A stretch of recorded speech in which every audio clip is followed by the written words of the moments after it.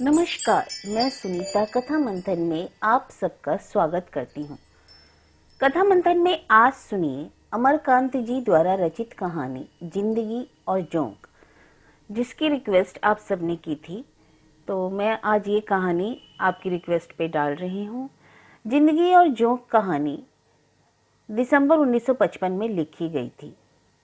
इसे प्रथम बार संकेत में प्रकाशित किया गया था। इस कहानी में रजवा नामक एक चरित्र का वर्णन किया गया है, जो अपने गांव की विषम आर्थिक परिस्थिति से उखड़कर शहर में आता है और एक शहर के एक मोहल्ले में अपने को समायोजित करने का प्रयास करता है। तो चलिए शुरू करते हैं जिंदगी और जोंक। हाँ, इससे पहले मैं आपको एक बात और बता दूं कि अमरकांत जी की तथा जो भी लेखक की कहानियाँ मैं डालती हूँ, अपलोड करती हूँ, उन लेखकों से संबंधित अन्य कहानियों का लिंक आपको डिस्क्रिप्शन बॉक्स में मिल जाएगा। तो आप वहाँ जाकर उनकी अन्य कहानियाँ भी सुन सकते हैं। तो अमरकांत जी की जो अन्य कहानियाँ हैं, जैसे डिप्टी कलेक्टर, उस सब का लिंक मैं आपको इसके डिस्क्रिप्शन बॉक्स में दे दूँगी। तो आप प्लेलिस्ट में भी अमरकांत जी की अन्य कहानियाँ सुन सकते हैं। तो चलिए शुरू करते हैं जिंदगी और जोंक। मोहल्ले में जिस दिन उसका आगमन हुआ, सवेरे तरकारी लाने के लिए बाजार जाते समय मैंने उसको देखा था। शिवनाथ बाबू के घर के सामने सड़क की दूसरी ओर स्थित खंडर में नीम के पेड़ के नीचे एक दुबला पतला काला आदमी गंदी लुंगी में लिपटा चित पड़ा था, जैसे रात में आसमान से टपककर बेहोश हो गया हो, अथवा दक्षिण भारत का भूला भटका साधु निश्चिंत स्थान पाकर नाक से हवा खींच खींच कर प्राणायाम कर रहा हो। फिर मैंने शायद एक दो बार और भी उसको कठपुतले की तरह भांति डोल डोल कर सड़क को पार करते या मोहल्ले के एक दो मकानों के सामने चक्कर लगाते या बैठकर हाँफते हुए देखा। इसके अलावा मैं उसके बारे में उस समय तक तो कुछ न जानता था। रात के लगभग 10 बजे खाने के बाद बाहर आकर लेटा था। चैत का महीना था, हवा तेज चल रही थी, चारों ओर घुप अंधियारा। प्रारंभिक झपके ले ही रहा था कि मारो मारो का हल्ला सुनकर चौंक पड़ा। शोरगुल बढ़ता गया, तत्काल उठ बैठा। शायद आवाज शिवनाथ बाबू के मकान की ओर से आ रही थी। जल्दी से पांव में चप्पल डाल उधर को चल पड़ा। अनुमान ठीक था, शिवनाथ बाबू के मकान के सामने ही भीड़ लगी थी। मोहल्ले के दूसरे लोग भी शोरगुल सुनकर अपने घरों से भागे चले आ रहे थे। मैंने भीतर घुसकर देखा और कुछ चकित रह गया। खंडर का वही भिकमंगा, शिवनाथ बाबू का लड़का रघुवीर उस भिकमंगे को दोनों बाहों को पीछे से पकड़े हुए था और 2-3 व्यक्ति आंखें मूंद तथा उछल कूद कर उसे बेतहाशा पीट रहे थे। शिवनाथ बाबू तथा अन्य लोग उसे भयजन्य क्रोध से आंखें फाड़ फाड़ कर घूर रहे थे। भिकमंगा नाटा था, गाल पिचके हुए, आंखें धसी हुई, छाती की हड्डियां साफ दिखाई दे रही थी। पेट नांद की तरह फूला हुआ था। मार पड़ने पर वह बेतहाशा चिल्ला रहा था, मैं बरई हूँ, बरई हूँ, बरई हूँ। अरे साला छोटा हुआ चोर है साहब। शिवनाथ बाबू मेरे पास सरक आए थे। पर हमारा और आपका दोष है क्या है? आदमी नहीं पहचानते। गरीबों को देखकर हमारा आपका दिल पसीज जाता है और मौका बेमौका खुदी चुन्नी साग सद्दू दे दिया जाता है। आपने तो इसको देखा ही होगा। मालूम होता था महीनों से खाना नहीं मिला है, पर कौन जानता था कि साला ऐसा निकलेगा। फिर भिकमंगे की ओर मुड़कर गरज पड़े, अरे बता साले, साड़ी कहाँ रखी है, नहीं तो मार पड़ेगी कि नानी याद आ जाएगी। उनका गला जोर से चिल्लाने के कारण बैठ गया था, इसलिए संभवतः थककर चुप हो गए। पीटने वालों ने भी इस समय पीटना बंद कर दिया, लेकिन शिवनाथ बाबू के वक्तव्य से रामजी मिश्र का शोहदा पहलवान लड़का शंभू अत्यधिक प्रभावित मालूम पड़ा। वह अभी अभी आया था और शिवनाथ बाबू का बयान समाप्त होते ही आओ देखा ना ताओ भीड़ में से आगे लपक जूता हाथ में ले गंदी गालियां देते हुए भिकमंगे को पीटना शुरू कर दिया। 1-1.5 हफ्ते से मोहल्ले में आया हुआ है, शिवनाथ बाबू जैसे निश्चिंत होकर फिर बोले। लालची कुत्तों की तरह इधर उधर घुमा करता था, सो हमारे घर में दया आ गई। एक रोटी उसे बुलाकर उन्होंने कटोरे में दाल भात तरकारी खाने को दे दी। बस क्या था, बरक गया, रोटी खाने आने लगा। खैर कोई बात नहीं, आपकी दया से तो ऐसे 2-3 भर भिकमंगे रोटी खाकर दुआ दे जाते हैं। पर यह घर में आने लगा तो मौका पड़ने पर एक आध काम भी कर देता था। अब यह किसको पता था कि आज यह घर से नई साड़ी चुरा लेगा। आपको ठीक से पता है कि साड़ी इसी ने चुराई है? मेरे इस प्रश्न से वे बिगड़ गए। बोले, आप भी खूब बात करते हैं, यही पता लग गया तो चोर कैसा? मैं तो खूब जानता हूँ कि ये सब चोरी का माल होशियारी से छिपा देते हैं और जब तक इनकी कड़ी पिटाई न की जाए कुछ नहीं बताते। अब यही समझिए कि करीब 9 बजे साड़ी गायब हुई। जमुना का कहना है उसी समय उसने इसको किसी सामान के साथ घर से निकलते हुए देखा। फिर मैं यह पूछता हूँ कि आज 10 वर्षों में मेरे घर का द्वार तो इसी तरह खुला रहता है, लेकिन कभी चोरी तो नहीं हुई। आज कौन सी नई बात हो गई? वह आया नहीं और मोहल्ले में चोरी बदमाशी शुरू हो गई। अरे मैं इन सालों को खूब जानता हूँ। वह भिखमंगा अभी भी तेजी से मार पड़ने पर चिल्ला उठता, मैं बड़ई हूँ, बड़ई हूँ, बड़ई हूँ। स्पष्ट था कि इतने लोगों को देखकर वह काफी भयभीत हो गया था और अपने समर्थन में कुछ ना पाकर बेतहाशा अपनी जाति का नाम ले रहा था। जैसे हर जाति के लोग चोर हो सकते हैं, लेकिन बड़ई कतई नहीं। नए लोग अब भी आ रहे थे। वे क्रोध और उत्तेजना में आकर उसे पीटते और फिर भीड़ में मिल जाते और जब लगातार मार पड़ने पर भी उसने कुछ ना बताया तो लोग खामखा थक गए। कुछ लोग वहां से सरकने भी लगे। किसी ने उसे पेड़ में बांधने में तो किसी ने पुलिस को सुपुर्द करने की सलाह दी। मैं भी कुछ ऐसी ही सलाह देकर खिसकना चाहता था कि शिवनाथ बाबू का मझला लड़का योगेंद्र दौड़ता हुआ आया और अपने पिताजी को अलग ले जाते हुए फुसफुसाकर कुछ बातें की। कुछ देर बाद शिवनाथ बाबू जब वापस आए, उनके चेहरे पर हवाइयां सी उड़ रही थी। एक दो क्षण इधर उधर तथा मेरी और बेचारे की तरह देखने के बाद वे बोले, अच्छा इस बार छोड़ देते हैं, साला काफी सजा पा चुका है, आइंदा ऐसा करने से चेतेगा। लोग शिवनाथ बाबू को बुरा भला कहकर रास्ता नापने लगे। मैंने उनकी मुस्कुराहट देखी तो मेरे पास आकर झेपते हुए बोले, इस बार तो साड़ी घर में ही मिल गई, पर कोई बात नहीं, चमार सियार तो डांट डपट पाते ही रहते हैं। अरे इसे क्या पड़ी है, चोर चाई तो रात भर मार खाते और कुछ नहीं बताते। फिर बाई आंख को खूबी से दबाते हुए दांत खोलकर हंस पड़े। अरे चलिए साहब, नीच और नींबू को दबाने से ही तो रस निकलता है। कभी कभी मुझे आश्चर्य होता है कि उस दिन की पिटाई के बाद भी खंडहर का वह भिखमंगा मोहल्ले में टिके रहने की हिम्मत कैसे कर सका। हो सकता है कि उसने सोचा हो कि निर्दोष छूट जाने के बाद मोहल्ले के लोगों का विश्वास और सहानुभूति उसको प्राप्त हो जाएगी और दूसरी जगह उसी अनिश्चितता का सामना करना पड़ेगा।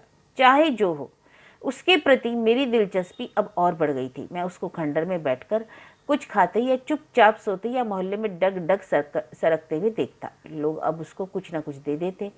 बचा हुआ बासी या झूठा खाना पहले कुत्तों या गाय भैंसों को दे दिया जाता, परंतु अब औरतों को उसको बच्चों को दौड़ा देती कि जाकर भीख मंगे को दे आए। कुछ लोगों ने तो उसको कोई पहुंचा हुआ साधु महात्मा तक कह डाला और धीरे धीरे उसने खंडहर का परित्याग कर दिया। आम सहानुभूति और विश्वास का आश्चर्यजनक लाभ उठाते हुए जब वह किसी न किसी के उसारी या दलान में जमीन पर सोने बैठने लगा तो लोग उससे हल्के फुल्के काम भी लेने लगे। दया माया के मामले में शिवनाथ बाबू से पार पाना टेढ़ी खीर है, किंतु भिखमंगो उनके दरवाजे पर जाता ही ना था। लेकिन एक दिन उन्होंने किसी शुभ मुहूर्त में उस सड़क से गुजरते समय अपने पास बुलाया और तिरछी नजर से देखते हुए मुस्कुराकर बोले, अरे देख बे, तूने चाहे जो भी किया हो, हमसे तो यह सब ना देखा जाता। दर दर भटकता रहता है, कुत्ते सुअर सा जीवन जीता। आज से इधर उधर भटकना छोड़, आराम से यहीं रह और दोनों जून भरपेट खा। पता नहीं यह बात शिवनाथ बाबू के स्नेह से संभव हुआ या डर से, पर भिखमंगा उनके यहाँ स्थायी रूप से रहने लगा। उनके यहाँ उसका नामकरण भी हुआ। नाम था गोपाल, लेकिन शिवनाथ बाबू के दादा का नाम गोपाल सिंह था, इसलिए घर की औरतों की जबान से वह नाम उतरता ही ना था। उन्होंने उसको रजुआ कहना आरंभ किया। धीरे धीरे यही नाम सारे मोहल्ले में प्रसिद्ध हो गया, किंतु रजुआ के भाग्य में बहुत दिनों तक शिवनाथ बाबू के यहाँ टिकना ना लिखा था। बात यह थी कि मोहल्ले के लोगों को यह कतई पसंद ना था कि केवल दोनों जून भोजन पर रजुआ शिवनाथ बाबू की सेवा करे। जब भगवान ने उनके बीच एक नौकर भेज ही दिया था तो उस पर उनका भी उतना ही अधिकार था और उन्होंने मौका देखकर उसको अपनी सेवा करने का अवसर देना आरंभ कर दिया था। यह शिवनाथ बाबू के किसी काम से जाता तो रास्ते में कोई ना कोई इसको पैसे देकर किसी काम की फरमाइश कर देता और यदि वह आनाकानी करता तो संबंधित व्यक्ति से बिगड़कर कहता, अरे साला तू शिवनाथ का गुलाम है, वह क्या कर सकते हैं, मेरे यहाँ बैठकर खाया कर, वह क्या खिलाएंगे, बासी भाती तो देते होंगे। रजुआ शिवनाथ बाबू से अब भी डरता था, इसलिए उसे छिपाकर ही वह अन्य लोगों का काम करता, किंतु उसको पीटने का और व्यक्तियों को भी उतना ही अधिकार था। एक बार जमुना लाल के लड़के जंगी ने रजुआ से 3-4 आने की लकड़ी लाने के लिए कहा। रजुआ फौरन आने का वादा करके चला गया, पर शीघ्र न आ सका, क्योंकि शिवनाथ बाबू के घर की औरतों ने उसे इस या उस काम में बांध रखा। बाद में जब वह जमुना लाल के यहाँ पहुंचा तो जंगी ने पहला काम यह किया कि 2 थप्पड़ उसके गाल पर जड़ दिए और फिर गरज कर बोला, सुअर, धोखा देता है, कह देता नहीं आऊंगा, अब आज तुझसे दिन भर काम करवाऊंगा, देखे कौन साला रोकता है, आखिर हम भी तो इसी मोहल्ले में रहते हैं कि नहीं। जंगी ने उससे दिन भर काम करवाया। शिवनाथ बाबू को सब पता लग गया, लेकिन उनकी उदार व्यवहारिक बातें प्रशंसा किए बिना नहीं रह जाता, क्योंकि उन्होंने चूं तक नहीं की। ऐसी ही कई दुर्घटनाएं हुई, पर रजुआ पर किसी का स्थायी अधिकार निश्चित ना हो सका। उसकी सेवाओं की उपयोग संबंधी ऐसी ही दुर्घटनाएं, खींचातानी और समाजीकरण होता गया। मोहल्ले का कोई भी व्यक्ति उसे 2-4 रुपए देकर स्थायी रूप से नौकर रखने को तैयार ना हुआ, क्योंकि वह इतना शक्तिशाली तो ना था कि 24 घंटे नौकर की महान जिम्मेदारियां संभाल सके, और वह तेजी के साथ 25-50 गगरे पानी ना भर सकता था, बाजार से दौड़कर भारी सामान सौदा न ला सकता था। अतएव लोग उससे छोटा मोटा काम ले लेते और इच्छा अनुसार उसे कुछ ना कुछ दे देते। अब न वह शिवनाथ बाबू के यहाँ टिकता और न जमुना लाल के यहाँ, क्योंकि उसको कोई टिकने ही ना देता। इसको रजुआ ने भी समझ लिया और मोहल्ले के लोगों ने भी। वह अब किसी व्यक्ति विशेष का नहीं, बल्कि सारे मोहल्ले का नौकर हो गया। रजुआ के लिए छोटे मोटे कामों की कमी न थी। किसी के यहाँ खा पीकर वह बाहर की चौकी या जमीन पर सो रहता, और सवेरे उठता तो मोहल्ले के लोग उसका मुंह जोते। नौकर चाकर किसी के यहाँ बहुत दिनों तक टिकते नहीं थे, और वे भाग भाग कर रिक्शे चलाने लगते या किसी मिल कारखाने में काम करने लगते। 2-4 व्यक्तियों के यहाँ नौकर थे। अन्य घरों में कहार पानी भर देता, लेकिन गगरों के हिसाब से पानी देता।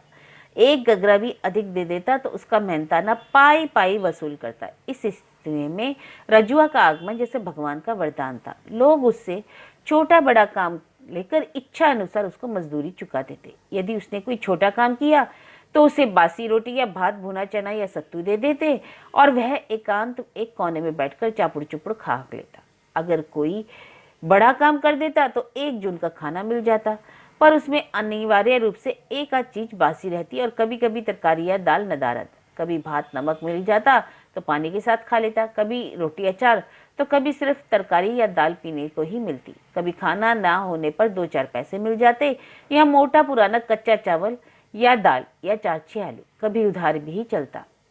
वह काम कर देता और उसके एवज में फिर किसी दिन कुछ न कुछ पा जाता। आने लगा, क्योंकि मेरी श्रीमती जी बुद्धि के मामले में किसी से पीछे ना थी। रजुआ आता और काम करके चला जाता। 1-2 बार मुझसे भी मुठभेड़ हुई, पर बोला कुछ नहीं। कोई छुट्टी का दिन था, मैं बाहर बैठा एक किताब पढ़ रहा था कि इतने में रजुआ भीतर आया और कोने में बैठकर कुछ खाने लगा। मैंने घूमकर एक निगाह डाली। उसके हाथ में एक रोटी, थोड़ा सा अचार था। वह सुअर की भांति चुपुड़ चुपुड़ खा रहा था और बीच बीच में मुस्कुरा पड़ता, जैसे कोई बड़ी मंजिल सर करके बैठा हो। मैं उसकी ओर देखता हुआ बोला, और वह दिन याद आ गया जब चोरी के अभियोग में उसकी पिटाई हुई थी। वह खाकर उठा तो मैंने पूछा, अरे क्यों रे रजुआ, तेरा घर कहाँ है? वह सक पकाकर खड़ा हो गया, फिर मुंह टेढ़ा करके बोला, सरकार रामपुर का रहने वाला हूँ। उसने दांत निपोड़ दिए। गांव छोड़कर यहाँ क्यों चला आया? मैंने पुनः प्रश्न किया। क्षण भर वह असमंजस में मुझे खड़ा ताकता रहा, फिर बोला, पहले रसड़ा में था मालिक। जैसे रामपुर से सीधे बलिया आना कोई अपराध हो, उसके लिए संभवतः क्यों का कोई महत्व नहीं था। जैसे गांव छोड़ने का कोई भी कारण हो, वह अत्यंत सामान्य एवं स्वाभाविक था, पर वह ना उसके बताने की कोई चीज थी और ना किसी के समझने की। रामपुर में कोई है तेरा? नहीं मालिक, बाप और 2 बहनें थी, ताउन में मर गई। और फिर दांत निपोड़कर हंस पड़ा। उसके बाद मैंने कोई प्रश्न ना किया, हिम्मत ही नहीं हुई। वह फौरन वहां से सरक गया और मेरा हृदय कुछ अजीब सी घृणा से भर उठा। उसकी खोपड़ी किसी हलवाई की दुकान पर दिन में लटकते काले लैंप की भांति हिल डुल रही थी। हाथ पैर पतले, पेट अभी भी हंडिया की तरह फूला हुआ और सारा शरीर निहायत गंदा और घृणित। मेरी इच्छा हुई जाकर बीवी से कह दे कि इससे कोई काम ना लिया करे, यह रोगी है। फिर टाल गया, क्योंकि इससे घाटा तो मेरा ही होता।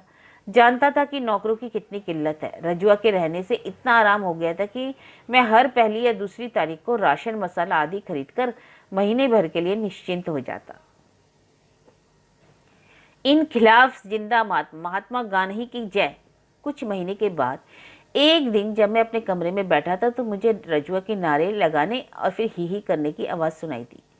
मैं चौंका और मैंने सुना आंगन में पहुंचकर वह जोर से कह रहा है, मलकाइन थोड़ा नमक दो, रामबली मिस्र के यहाँ से रोटियां मिल गई, दाल बनाऊंगा। मेरी पत्नी चूल्हे चौके में लगी हुई थी। उसने कुछ देर बाद उसको नमक देते हुए पूछा, रजुआ सच बताना, तुझे नहाए हुए कितने दिन हो गए?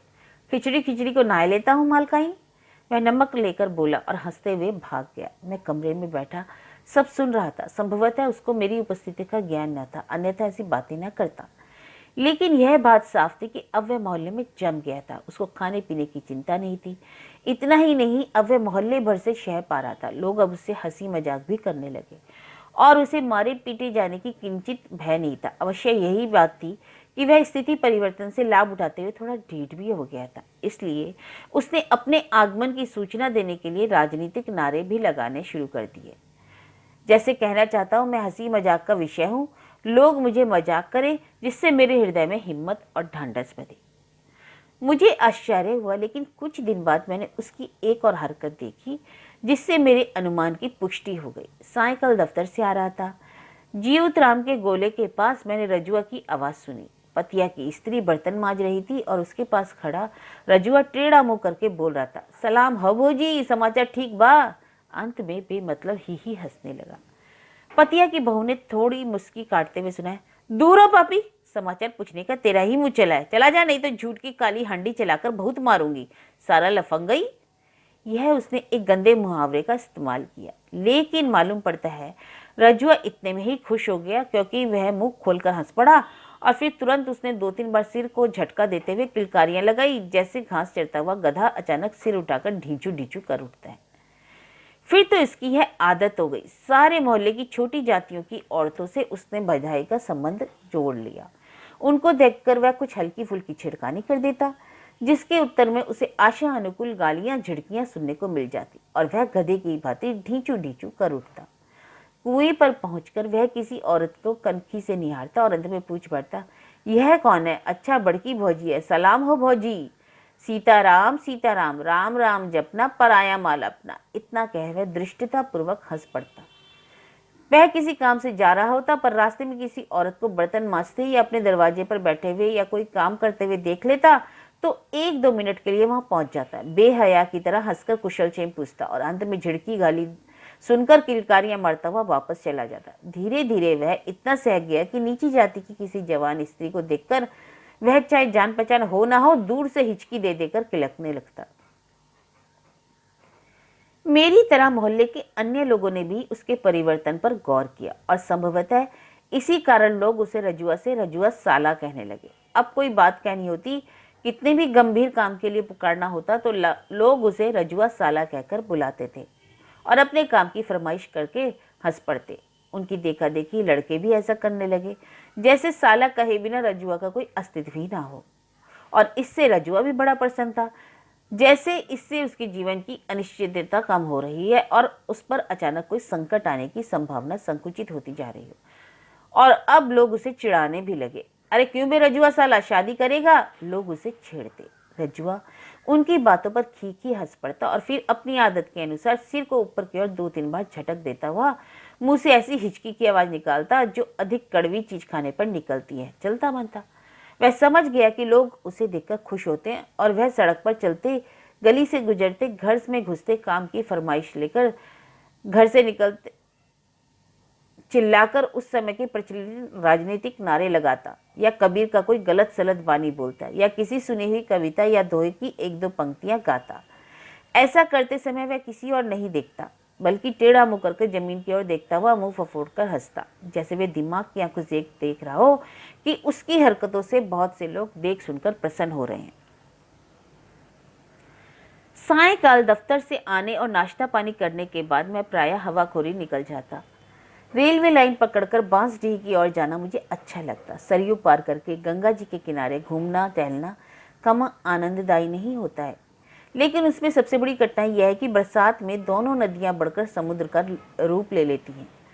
जाड़ों में इतने दलदल मिलते हैं कि जाने की हिम्मत ही नहीं लेती होती। लेकिन कभी कभी ऐसा भी होता है कि मुझे देर हो जाती या अधिक चलने फिरने की इच्छा नहीं होती और मैं स्टेशन के प्लेटफॉर्म का ही चक्कर लगाकर वापस लौट आता।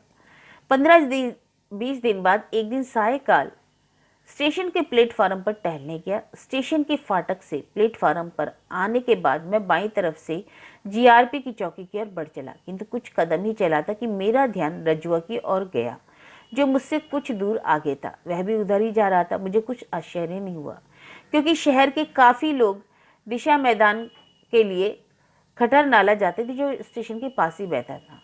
मैं धीरे धीरे चलने लगा, पर रजुआ खटर नाला नहीं गया, बल्कि जीआरपी की चौकी के पास कुछ ठिठक कर खड़ा हो गया। अब मुझे आश्चर्य हुआ, क्या वह किसी मामले में पुलिस वालों के चक्कर में आ गया है? मेरी सर उत्सुकतावश मैं तेज चलने लगा। आगे बढ़ने पर स्थिति कुछ समझ आने लगी। चौकी के सामने एक बेंच पर बैठे पुलिस के 2-3 सिपाही कोई हंसी मजाक कर रहे थे। उनसे थोड़ी दूर पर नीचे एक नंगी औरत बैठी हुई थी। अकेली कोई नहीं, एक पगली थी जो कई दिनों से शहर का चक्कर काट रही थी। उसे मैंने कई बार चौक तथा एक बार सरयू के किनारे देखा था। उम्र लगभग 30 वर्ष, बदसूरत, काली और निहायत गंदी। वह जहाँ जाती कुछ लफंगे लड़के हाहू करके उसके पीछे हो जाते, उसको चिढ़ाते, ईंट फेंकते। वह तंग आकर चीखती चिल्लाती भागती तो लड़के उसके पीछे दौड़ते।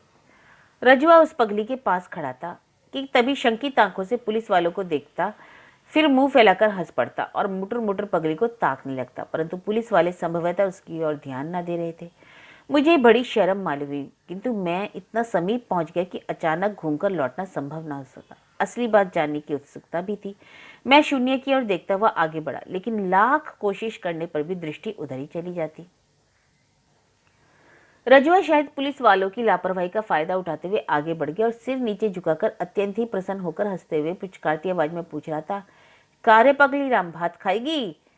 इतने में पुलिस वालों में से एक ने कड़क कर प्रश्न किया, कौन है बे साला, चलता बन, नहीं तो मारते मारते भूसा बना दूंगा। रजुआ वहां से थोड़ा हट गया और हंसते हुए बोला, मालिक मैं रजुआ हूं, भाग जा साले। मैं अब काफी आगे निकल आया था। इससे अधिक मुझे कुछ सुनाई न पड़ा। मैं जल्दी जल्दी प्लेटफॉर्म से बाहर निकल गया, किंतु मामला यही समाप्त नहीं हुआ। घर आकर मैंने आंगन में चारपाई डाली। बड़ी मुश्किल से आधा घंटा आराम किया होगा कि मेरी पत्नी भागती हुई आई और कुछ मुस्कुराती हुई तेजी से बोली, अरे जरा बाहर तो आइए, देखिए एक तमाशा दिखाती हूँ, कसम से जरा जल्दी आइए।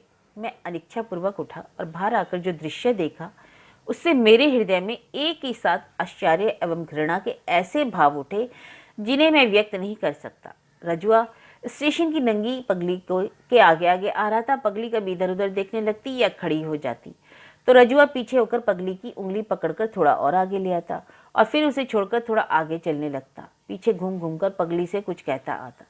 इसी तरह वह पगली को सड़क की दूसरी ओर स्थित क्वार्टरों की छत पर ले गया। ये क्वार्टर मेरे मकान के सामने दूसरी पटरी पर बने थे। वे एक दूसरे से सटे थे। उनकी छतें खुली थी और उन पर मोहल्ले के लोग जाड़े में धूप लिया करते थे और गर्मी में रात को लवारिस लफंगे सोया करते थे। तभी रजुआ नीचे उतरा, किंतु पगली उसके साथ ना थी। हम लोगों की उत्सुकता बढ़ गई कि देखे आगे क्या करता है। हम लोग वही खड़े थे कि रजुआ तेजी से स्टेशन की ओर गया और कुछ ही देर में वापस भी आ गया। इस बार उसके हाथ में एक दोना था। दोना लेकर ऊपर चढ़ गया। समझ गए कि पगली को खिलाने के लिए बाजार से कुछ लाया। इसके बाद 2-3 दिन तक रजुआ को मैंने मोहल्ले में न देखा। उस दिन की दुर्घटना से हृदय में एक उत्सुकता बनी हुई थी। इसलिए एक दिन मैंने अपनी पत्नी से पूछा, क्या बात है, रजुआ आजकल दिखाई नहीं देता, अब यहाँ नहीं आता क्या? पत्नी ने थोड़ा चौंक कर उत्तर दिया, आपको मालूम नहीं, उसको किसी ने बुरी तरह पीट दिया है और वह बरन की बहू के यहाँ पड़ा हुआ है। क्यों, क्या बात हो गई है? पत्नी ने मुस्कुराकर बताया, अरे वही बात, रजुआ उस पगली को छत पर छोड़कर नरसिंह बाबू के यहाँ काम करने लगा। नरसिंह बाबू की स्त्री बताती है कि वह उस दिन बड़ा गंभीर था और काम करते करते चहककर जैसे किलकारी मारता है वैसे नहीं करता। उसकी तबीयत काम में नहीं लगती थी। वह एक काम करता और मौका देखकर कोई बहाना बनाकर क्वार्टर की छत पर जाकर पगली का समाचार ले आता। नरसिंह बाबू की स्त्री ने जब उसे खाना दिया तो उसने वहां भोजन नहीं किया, बल्कि खाने को एक कागज में लपेटकर अपने साथ लेता गया। उसने वह खाना खुद थोड़े खाया, बल्कि उसको वह ऊपर की छत पर ले गया। रात के करीब 11 बजे की बात है। रजुआ जब ऊपर पहुंचा तो देखा पगली के पास कोई दूसरा सोया है। उसने आपत्ति की तो उसको एक लफंगे ने खूब पीटा और पगली को लेकर दूसरी जगह चला गया। तुम्हें यह सब कैसे मालूम हुआ? मेरा हृदय एक अनजान क्रोध से भरा आ रहा था। बरण की बहू बता रही थी, पत्नी ने उत्तर दिया और अकारण हंस पड़ी।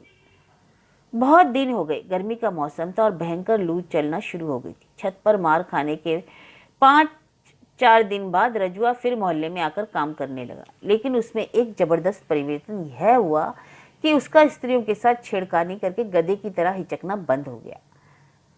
रजुआ, आजकल दाढ़ी क्यों रख छोड़ी है? मैंने पत्नी से पूछा। रजुआ की बात छेड़ने पर मेरी बीवी अवश्य हंस देती। मुस्कुराकर उसने उत्तर दिया, आजकल वह भगत हो गया है ना। बरन की बहू को उसके कृत्य की सजा देने के लिए उसने दाढ़ी बढ़ा ली और रोजाना शनिचरी देवी पर जल चढ़ाता है। मेरी प्रश्नसूचक दृष्टि से देखने पर पत्नी ने अपनी बात स्पष्ट की। बात यह है कि रजुआ पिछले कुछ महीनों से रात को बरन की बहू के यहाँ ही सोता था। उसने बबुआ का रिश्ता भी उससे जोड़ लिया था। रजुआ 2-4 आने जो कुछ कमाता था वह अपनी बुआ के यहाँ जमा करता था। बताता था कि इस तरह करते करते 10 रुपए इकट्ठे हो गए। एक बार उसने बरन की बहू से अपने रुपए मांगे, इनकार कर गई। उसके पास रजुआ की एक पाई भी नहीं। रजुआ के दिल को इतनी चोट लगी कि उसने दाढ़ी रख ली। कहता, जब तक बरन की बहू को कोर न फूटेगा दाढ़ी न मुड़ाएगा। इसी काम के लिए वह शनिचरी देवी पर रोज जल भी चढ़ाता है। शनिचरी देवी का जहां तक संबंध है, मुझे अब ख्याल आया, शनिचरी अपने जमाने की एक प्रचंड डोमिन थी, ताड़का की तरह लंबी, तगड़ी और लड़ने झगड़ने में उस्ताद। वह किसी से न डरती थी।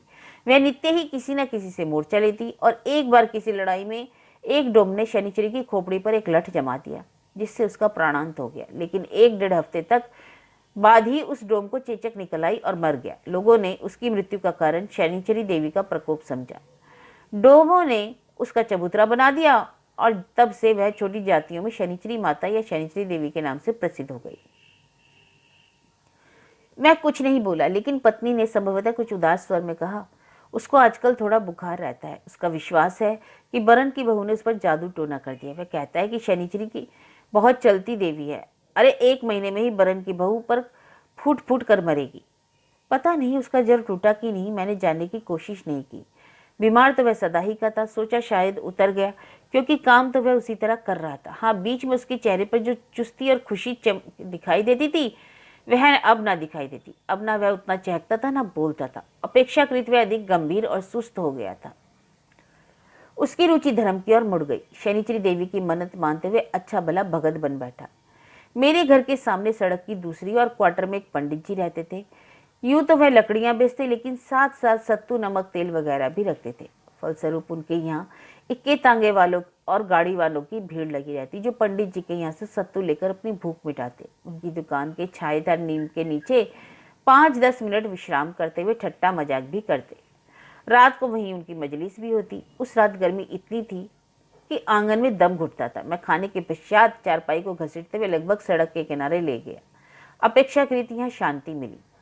मुझे लेटे अभी 2-4 मिनट ही बीते होंगे कि पंडित जी की दुकान से आती हुई आवाज सुनाई पड़ी। तो काहो रज्जू भगत, गोसाई जी कह रहे थे, महावीर जी समुद्र में कूदते हैं तो ताड़का महारानी का कहती है। सुनो सुनो, प्रश्नकर्ता की बात के उत्तर में रजुआ शायद भगत कहलाने लगा था। तत्काल जोश में आकर ऐसा बोला जैसे आशंका हो कि यदि वह देर कर देगा तो कोई दूसरा ही बता देगा। बजरंग बली बड़े जबर थे। वह समुद्र में कुछ दूर तक तैर लेते हैं। उनका ताड़का महारानी मिलती, ताड़का महारानी अपना रूप दिखाती तो बजरंग बली किससे कम है? ए मियाँ, एड़े तो हम तुमसे डोड़े। बजरंग बली भी उतने ही बड़े होते जाते हैं। इसके बाद ताड़का महारानी और बड़ी हो जाती। बजरंग बली मच्छर बनकर ताड़का महारानी के कान से बाहर निकल आते। अच्छा बता तो ये रज्जू, दूसरे ने पूछा, गानी महात्मा को तो जेल से निकाल लाते हैं। सुनो सुनो, गानी महात्मा को ना सरकार जब जेल में डाल देता है तो का एक दिन का होता है कि सभी सिपाही प्यादा के होते ही गानी महात्मा जेल से निकल आते हैं। सबकी आंखों पर पट्टी बंधी रह जाती है। गानी महात्मा 7 समुद्र पार करके जब दिल्ली पहुंचते हैं तो सरकार उन पर गोली चलाती है। गांधी महात्मा को छाती पर लग जाती है गोली, पर गांधी महात्मा आसमान में उड़कर गायब हो जाना है। इसके पूर्व महात्मा गांधी की मृत्यु का ऐसा दिलचस्प किस्सा मैंने कभी ना सुना था। यद्यपि गांधी जी की हत्या हुए उस समय 4 वर्ष गुजर गए थे। उसकी दाढ़ी जैसे जैसे बढ़ती गई, रजुआ के धर्म प्रेम का समाचार भी फैलता गया। निचले तबके के लोगों में अब वह रज्जू भगत के नाम से पुकारा जाने लगा। बड़े लोगों में भी हंसी मजाक में उसको इसी नाम से संबोधित किया जाता, लेकिन उनके कहने पर वह शर्माकर हंसते हुए चला जाता। पर छोटी जातियों के समाज में कुछ ना कुछ ऐसी कह गुजरता जो सबसे अलग होती। अक्सर उसकी मजलिसें रात को पंडित जी की दुकान के आगे जमती और रजुआ उसमें राम सीता जी की चर्चा, भूत प्रेत की चर्चा के महत्व पर प्रकाश डालता। लेकिन इतनी धार्मिक चर्चाएं करने, शनिचरी देवी पर जल चढ़ाने या दाढ़ी रखने के बावजूद उसकी मनोकामना पूरी ना हुई। शाम को दफ्तर से लौटा ही था कि बीवी ने चिंतातुर स्वर में सूचना दी, अरे नहीं जानते कि रजुआ को हैजा हो गया है। उन दिनों गर्मी अपनी चरम सीमा पर थी और गड्ढे तथा बम पुलिस की गली में, जो शहर के अत्यधिक गंदे स्थान थे, हैजों की कई दुर्घटनाएं हो गई थी। आश्चर्य नहीं था, क्योंकि रजुआ को हैजा ना होता तो और किसको होता। अरे जिंदा है या मर गया? मेरी पत्नी ने अफसोस प्रकट करते हुए कहा, क्या बताए, मेरा दिल छटपटा कर रह जाता। वही खंडर में पड़ा हुआ है, कै और दस्ते पस्त हो गया। लोग बताते हैं 1 आध घंटे में मर जाएगा। कोई दवा दारू नहीं हुई? कौन उसका सगा बैठा है जो दवा दारू करता? शिवनाथ बाबू के यहाँ काम कर रहा था, पर यहाँ उसको एक कह हुई कि उन लोगों ने उसको अपने यहाँ से खदेड़ दिया। फिर वह रामजी मिश्र के यहाँ उसारे में जाकर बैठा, लेकिन उन लोगों को पता लगा, उन्होंने भी भगा दिया। उसके बाद वह किसी के यहाँ नहीं गया, जाकर खंडर में पेड़ के नीचे पड़ गया। मैंने जैसे व्यंग किया, तुमने अपने यहाँ न बुलाया? पत्नी को यह आशा नहीं थी कि मैं ऐसा प्रश्न करूंगा, इसलिए स्तंभित होकर मुझे देखने लगी। अंत में बिगड़ कर बोली, मैं उसे यहाँ बुलाती? कैसी बातें करते हो, मेरे भी तो बाल बच्चे हैं, भगवान ना करे उनको कुछ हो गया तो। मैं हंस पड़ा। जरा देख आऊं, कहकर दरवाजे की ओर बढ़ा। आपके पैरों पड़ती हूँ, उसको छुइएगा नहीं, झटपट चले आइएगा। जब मैं खंडर में पहुंचा तो 2-3 व्यक्ति सड़क के किनारे खड़े होकर रजुआ को निहार रहे थे। मोहल्ले के नहीं थे, बल्कि रास्ते के चलते मुसाफिर थे, जो रजुआ की दशा देखकर अकर्मण्य दया एवं उत्सुकता से वहां खड़े हो गए थे। रजुआ, मैंने निकट पहुंचकर पूछा, लेकिन उसे तो सुध-बुध ना थी। वह पेड़ के नीचे गंदे अंगोछे पर पड़ा हुआ था। उसके शरीर कै दस्त से लथपथ थे। उसकी छातियों की हड्डियां उभर आई थी, पेट आंखें पिचक कर धंस गई थी, गालों में गड्ढे बने हुए थे। उसकी आंखों के नीचे गहरे काले गड्ढे दिखाई दे रहे थे। उसका मुंह भी कुछ खुला हुआ था। पहले देखने से ऐसा मालूम होता था कि वह मर गया है, लेकिन उसकी सांस धीमे धीमे चल रही थी। मैं कुछ निश्चय ना कर पा रहा था। हाय, क्या किया जाए कि कहां से शिवनाथ बाबू मेरी बगल में आकर खड़े हो गए और धीरे से उन्होंने सहमति प्रकट की। ही कांट सर्वाइव, नहीं बच सकता। मैंने तेजी से दृष्टि से उनको देखा। शिवनाथ बाबू पर तो गुस्सा आ ही रहा था, लेकिन अपने ऊपर भी कम झुंझुलाहट ना थी। कभी जी होता कि घर जाकर बैठ रहा हूँ, जब और लोगों को मतलब नहीं तो मुझे क्या पड़ी है। लेकिन उसे यूं अपनी आंखों के सामने मरते हुए भी नहीं देख सकता था। पर मैं इसका इलाज भी क्या करवा सकता था? मैं लगभग 100 रुपये वेतन पाता था, इसके अलावा महीने का अंतिम सप्ताह था और मेरे पास एक पाई भी ना थी। पर उसे अस्पताल भी तो भिजवाया जा सकता है। अचानक मेरे मन में विचार कौन था, मैंने झुंझुलाहट जैसे अचानक दूर हो गई। मैंने घूम घूम कर तेजी से अस्पताल की ओर रवाना हो गया। अस्पताल पहुंचकर मैंने संबंधित अधिकारियों को सूचित किया। वहां से अस्पताल की मोटर गाड़ी पर बैठकर स्वयं भी आया। रजुआ की सांस अब भी चल रही थी।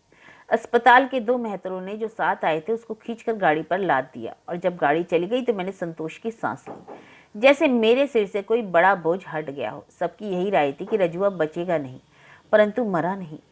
यदि अस्पताल पहुंचने में थोड़ा सा विलंब हो गया होता तो बेशक काल की गति में चला जाता। अस्पताल में 4-5 दिन रहा, फिर वहां से बर्खास्त कर दिया गया, किंतु उसकी हालत खराब थी। वह एकदम दुबला पतला हो गया, मुश्किल से चल पाता, जब बोलता तो हाँफने लगता। ना मालूम क्यों वह अस्पताल से सीधे मेरे घर आया।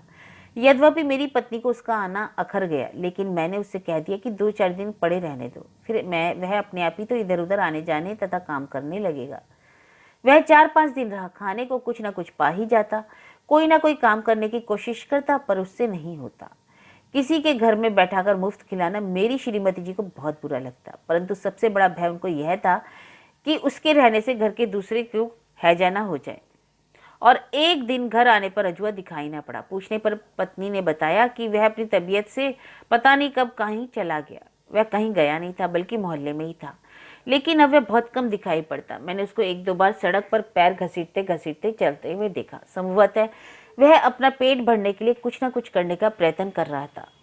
फिर एक दिन मैंने उसे खंडर पर पुनः पढ़ा पाया। शिवनाथ बाबू अपने दरवाजे पर बैठे अपने शरीर में तेल की मालिश कर रहे थे। मैंने उनसे जाकर नमस्कार किया और प्रश्न किया, रजुआ खंडर में क्यों पड़ा हुआ है? फिर हैजा हुआ क्या?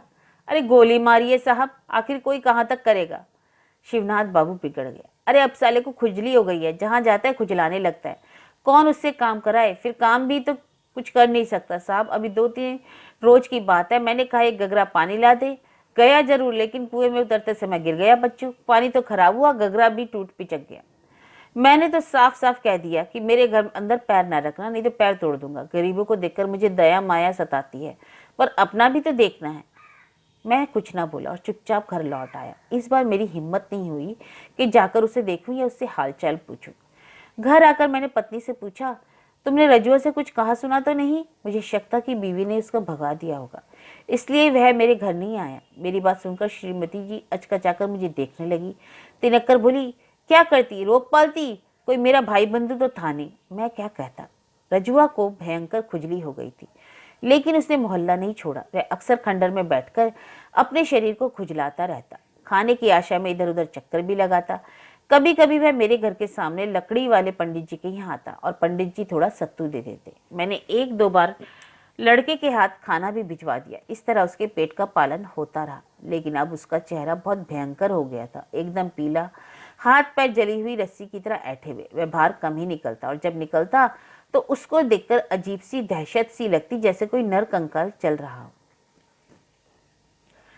आषाढ़ चढ़ गया था और बरसात का पहला पानी पड़ चुका था। शनिवार का दिन था। सवेरे 8 बजे मैं दफ्तर का काम लेकर बैठ गया, लेकिन तबीयत लगी नहीं। बाहर नाली में वर्षा का पानी पूरे वेग से दौड़ रहा था। अभी कुर्सी पर बैठकर ऊँघ ही रहा था कि एक आहट ने चौंका दिया। मैंने आंखें खोलकर झांका। बाहर उसारे में एक 13-14 वर्ष का लड़का कमरे में झांक पड़ रहा था। लड़के के शरीर पर एक गंदी धोती थी और चेहरा मैला था। मुझे संदेह हुआ कोई चोर है, इसलिए मैंने डपट कर पूछा, कौन है रे, क्या चाहता है? लड़का दुबक्कर मेरे कमरे में घुस गया और बोला, सरकार रजुआ मर गया है, उसी के लिए आया हूँ। अंत में हंस पड़ा। मर गया? कब मरा? कहाँ मरा? सरकार मर गया है मालिक, इस कार्ड पर उसके गांव को एक चिट्ठी लिख दीजिए। मैंने उसके आगे रजुआ के संबंध में कुछ ना पूछा। मैं अचानक डर गया कि यदि मैंने मामले में अधिक दिलचस्पी दिखाई तो हो सकता है कि लाश फूकने का भी प्रबंध करना पड़े। लड़के के हाथ में एक पोस्ट कार्ड था, जिसको लेते हुए मैंने सवाल किया, इस पर क्या लिखना होगा? उसके गांव का पता मालूम है? मालिक, रामपुर के भजन राम बरई के यहाँ लिखना होगा। लिख दीजिए, गोपाल मर गया। लड़के की आवाज कुछ ढीठ हो गई। गोपाल? जी हाँ, उसका यही नाम था। मैंने पोस्ट कार्ड पर तेजी से मजमून तथा पता लिखा और पत्र को लड़के के हवाले कर दिया। मैं लड़के से पूछना चाहता था कि तू कौन है, रजुआ कहाँ मरा, उसकी लाश कहाँ है, परंतु मैं कुछ ना पूछ सका, जैसे मुझे कुछ काट मार गया। सच कहता हूँ, रजुआ की मृत्यु का समाचार सुन के मेरे हृदय को अपूर्व शांति मिली, जैसे दिमाग पर पड़ा हुआ बहुत बड़ा बोझ हट गया। उसको देखकर मुझे सदा ही घृणा होती थी। कभी कभी यह सोचकर कष्ट होता कि इस व्यक्ति ने सदा ऐसे प्रयास किए जिससे इसको भीख ना मांगनी पड़े,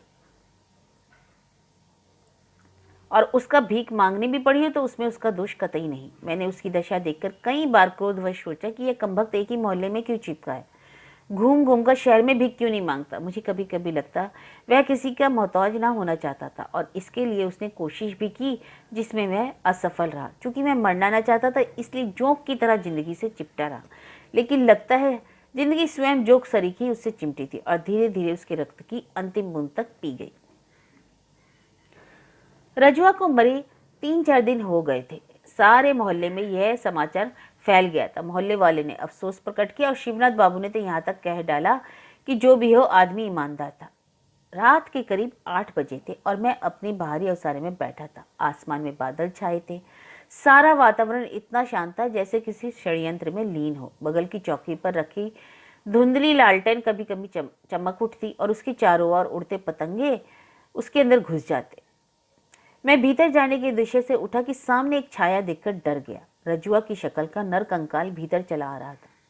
सच कहता हूँ, यदि मैं भूत प्रेत पर विश्वास करता तो चिल्ला उठता, भूत भूत। मैं आंखें फाड़कर देख रहा था। नर कंकाल धीरे धीरे घसीटता बड़ा आ रहा था। अरे यह तो रजुआ है, क्या जिंदा है? वह मेरे निकट आया और संभवतः मेरी परेशानी भांपकर बोला, सरकार मैं मरा नहीं हूँ, जिंदा हूँ। और फिर हंसने लगा। तब वह लड़का क्यों आया था? उसने पहले दांत निपोरकर हंसा, फिर बोला, सरकार वह गुदड़ी बाजार के बचन राम का लड़का है, मैंने ही उसे भेजा था। बात यह हुई कि मेरे सिर पर एक कौवा बैठ गया था। हुजूर, कौवे का सिर पर बैठना तो अशुभ माना जाता है ना, उससे मौत आ जाती है, तो फिर गांव पर चिट्ठी लिखने का क्या मतलब? उसने समझाया, सरकार, यह मौत वाली बात किसी से संबंधी के यहाँ लिख देने से मौत टल जाती है। भजन राम बरई मेरे चाचा होते हैं। मालिक एक और कारण इस पर लिख दे सरकार कि गोपाल जिंदा है, मरा नहीं। मैंने पूछना चाहा तो क्यों नहीं आया, लड़के को क्यों भेज दिया, लेकिन यह सब व्यर्थ था। संभवतः उसने सोचा हो कि उसका मतलब कोई ना समझे और लोग उसकी बात का मजाक उड़ाकर उसे दूर दूर ना कर दें। मैंने पोस्ट कार्ड लेकर उस पर उसकी इच्छा अनुसार लिख दिया। पोस्ट कार्ड लौटाते समय मैंने उसके चेहरे को गौर से देखा। उसके मुख पर मौत की भीषण छाया नाच रही थी और वह जिंदगी से जोंक की तरह चिपटा हुआ था। लेकिन वह जोंक था या जिंदगी? वह जिंदगी का खून चूस रहा था या जिंदगी उसका? मैं यह तय ना कर पाया। तो यह कहानी थी जिंदगी और जोग, जिसके लेखक है अमरकांत।